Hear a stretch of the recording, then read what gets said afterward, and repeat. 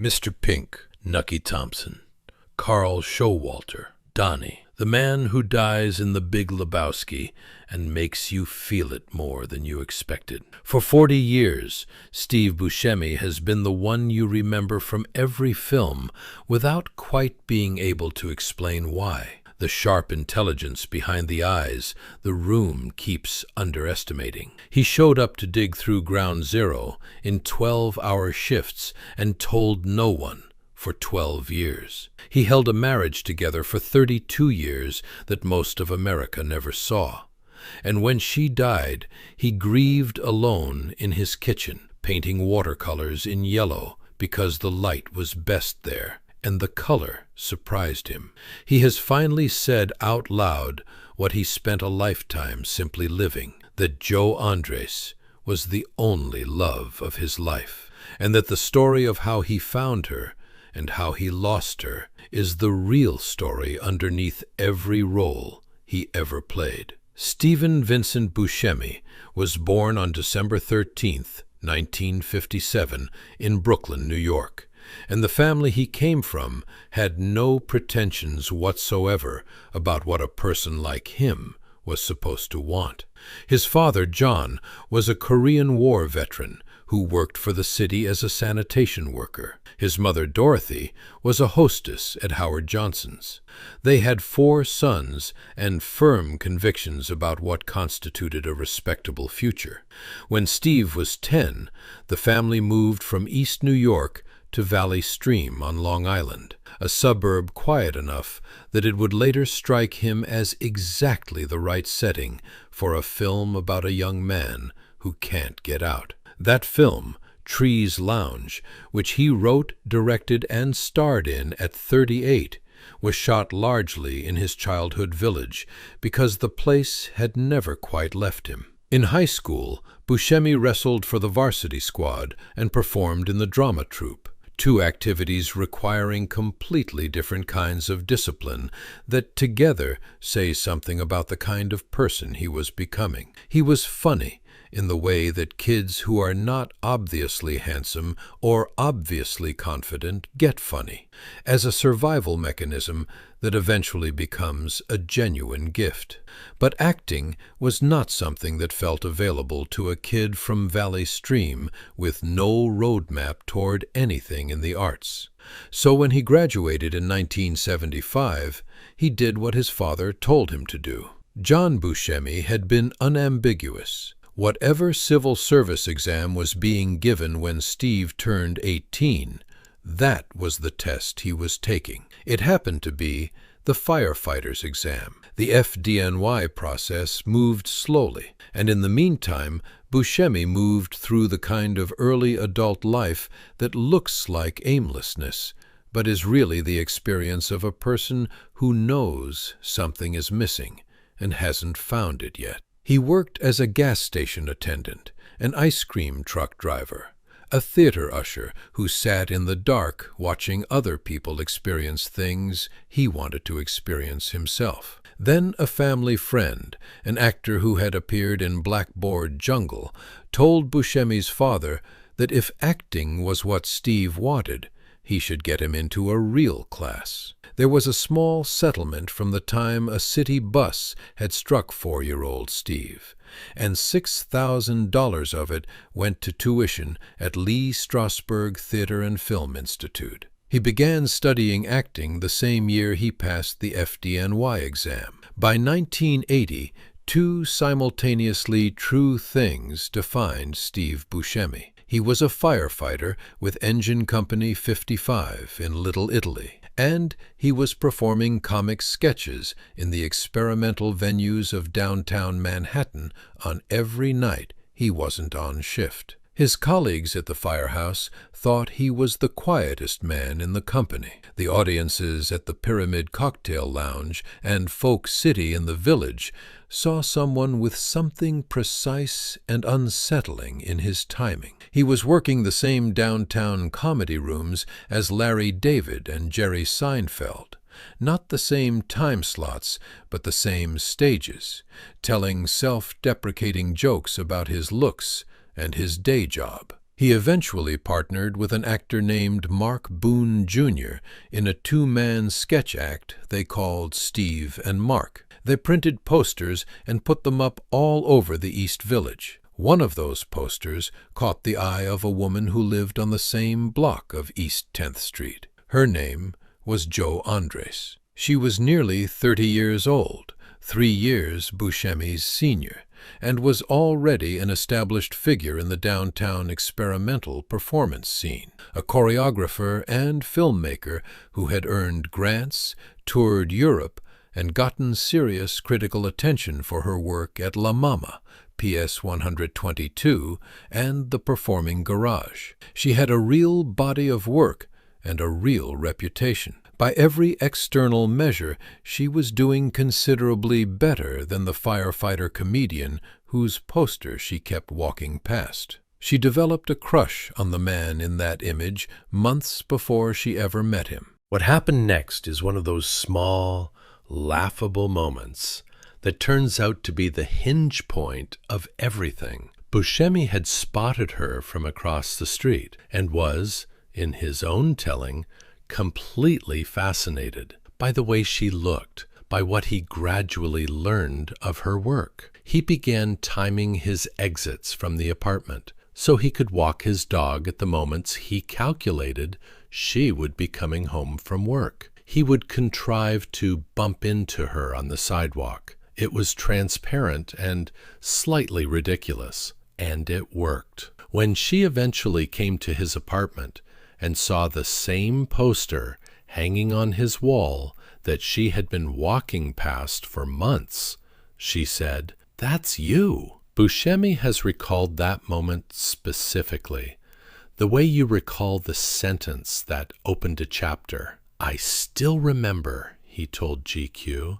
"when she went, 'That's you.'" They began seeing each other in late 1983, and from the beginning, the dynamic was something other than it might have appeared. Buscemi was the one who was starstruck, not by fame, because Jo Andres didn't have that kind of fame, but by the quality of her intelligence and the strangeness of her creative instincts. He would say years later that she simply trusted her intuition in a way he had never seen before, that she would put images into the world without needing to explain or justify them or have them make conventional sense. She was evoking moods, not making arguments. For a young actor trained to find the logic inside a character, spending time with Jo Andres was an education in a completely different approach to making things. He appeared in some of her dance pieces. She helped him trust his instincts and drew out a quality of attention in him that his comedy act hadn't yet reached. The connection between them was not between an established artist and an admirer. It was between two people who understood something about each other that the rest of the world would spend years catching up to. In 1984, Buscemi left the FDNY, something his colleagues said simply wasn't done. You didn't leave a great, secure job like that.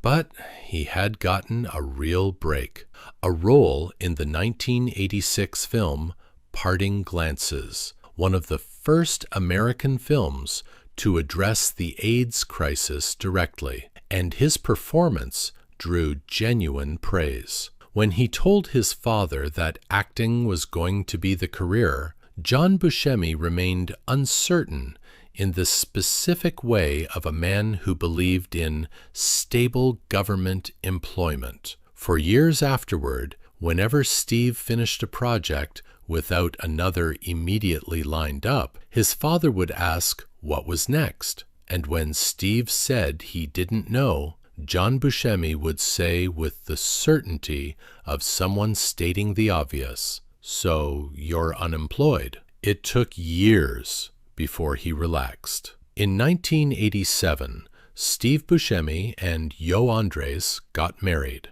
They had been together 4 years, long enough to know that what they had was not a downtown scene romance that would dissolve when circumstances changed. They moved eventually from the East Village to Park Slope in Brooklyn, a neighborhood of brownstones and old trees where they would remain for more than 3 decades. Their son Lucian was born in 1990. They bought a weekend house upstate, and they made a rule. They would not spend more than 3 weeks apart, no matter what Buscemi was filming or where. They held that rule through all of it. The late 80s and early 90s were a period of consistent work in small, serious films and the kinds of supporting roles that other actors skipped over because there was no money in them and no fame to extract. Miller's Crossing in 1990 was the first collaboration with Joel and Ethan Coen. They cast him as a man who gets shot in the head in the first reel, the kind of role where you do your best work and vanish before the audience has registered your name. Then came Reservoir Dogs in 1992. Tarantino's debut arrived at Sundance, and something shifted immediately. And Mr. Pink, the nervous, voluble, spectacularly aggravated thief who refuses to tip and spends the entire film arguing his own case, was the movie's engine. Buscemi played him with the specific quality that would define everything he did for the next decade,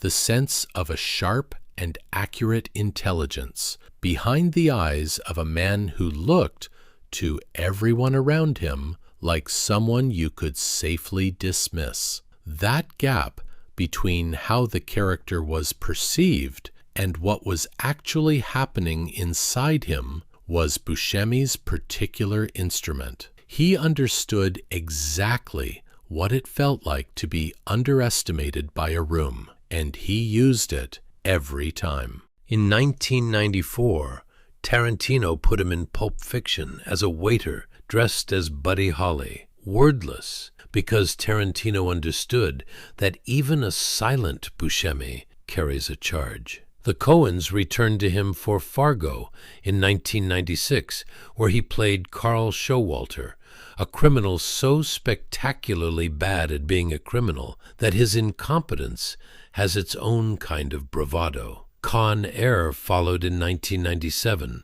and The Big Lebowski in 1998, where Buscemi played Donnie, the bowling teammate who was talked over in nearly every scene and then suddenly, unexpectedly, dies. When Donnie dies, it hurts in a way that surprises you because you hadn't registered how much you cared about him until he was gone. That was what Buscemi could do in 8 lines of dialogue, make you care about people the story had told you not to notice. Also in 1996, Joe Andres' film Black Kites premiered at Sundance, a documentary about the siege of Sarajevo told through a Bosnian woman's diary entries and paintings on kite paper made while her city was being destroyed around her. It screened at Berlin, Toronto, London, and the Human Rights Watch Film Festival. Buscemi appeared in it. Their son Lucian appeared in it. It was the kind of project Joe Andres made because it needed to be made, without regard for whether it would reach a wide audience. Buscemi talked about it with the particular pride of a man who genuinely believed his wife's work was more interesting than his own. In April 2001, Buscemi was filming in Wilmington, North Carolina, when a bar fight broke out and he intervened. For his trouble, he was stabbed above the eye, in the jaw, in the throat, and in the arm. He recovered and went back to work. 7 months later, on the morning of September 12, 2001, he drove to Little Italy and walked into Engine Company 55.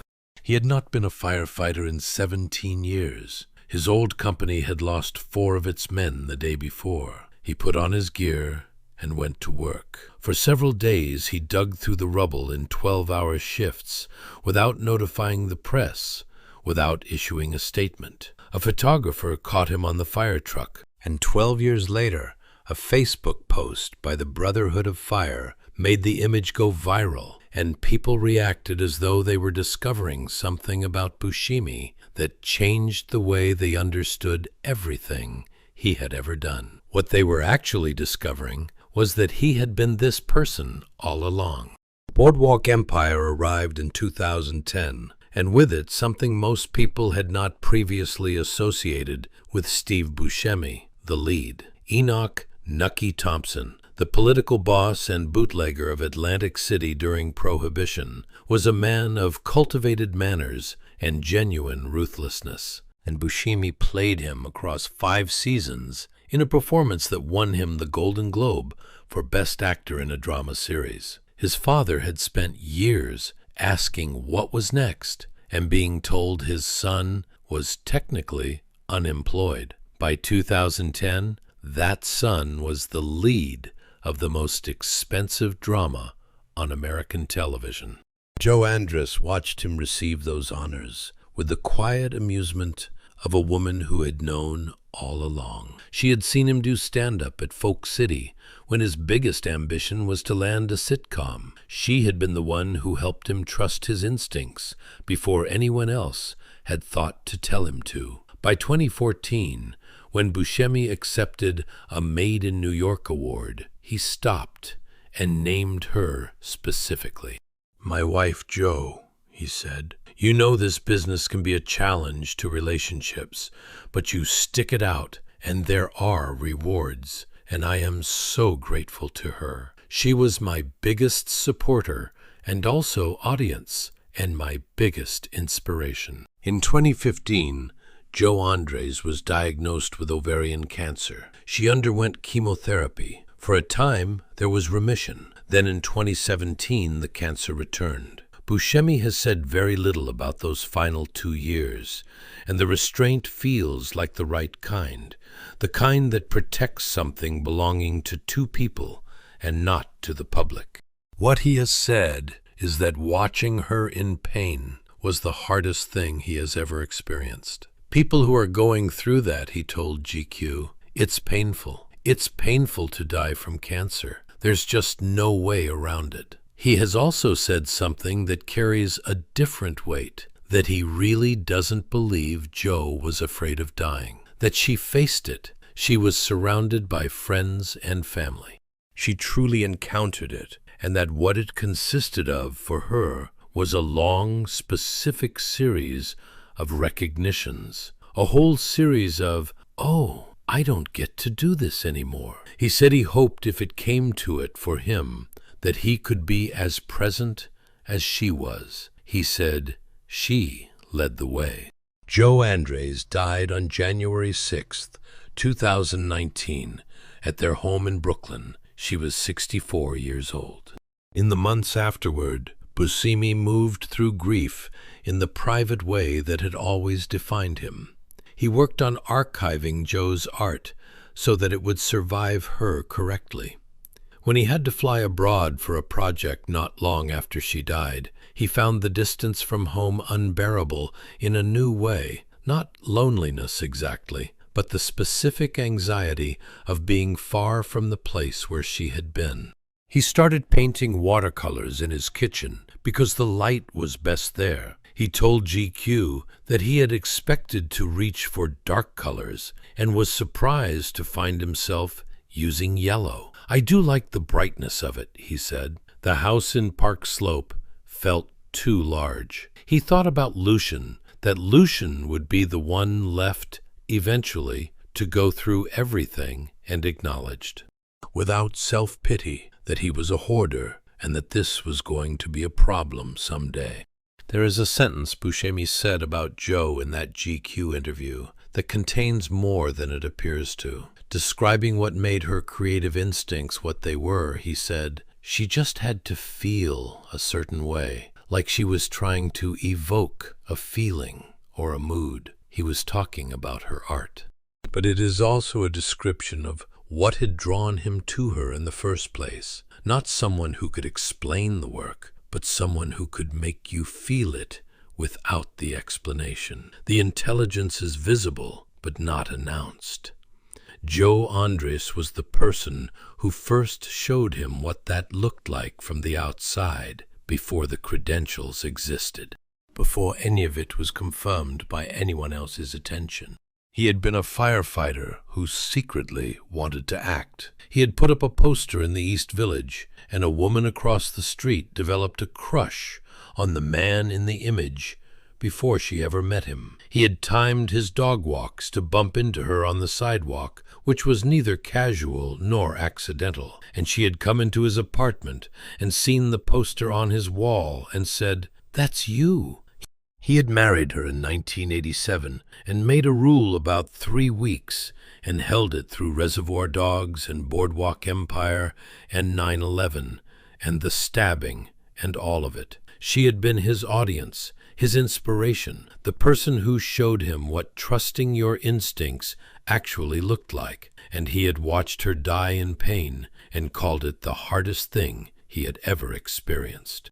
And then he had gone to his kitchen and painted in yellow because the light was best there, and the color surprised him. That is the story underneath all the films and all the roles and all the firehouse shifts and the award nominations. A man from Brooklyn with his father's work ethic who walked his dog on a schedule nobody knew was a schedule and found the person he was looking for and never recovered from losing her. He said it plainly at an award ceremony in the year she died, in present tense. In front of whoever was in the room, she was his biggest supporter, his audience, his biggest inspiration. The poster caught her eye first. She was the one who noticed him before he was anyone, before there was any reason to notice. That detail runs through the whole story like a load-bearing wall. Everything else was built around it. And the question it leaves behind is not really about Steve Buscemi at all. It is about what it means to be seen that early, that clearly, by someone who had no reason yet to look, and what a life looks like when you spend 36 years trying to be worthy of it.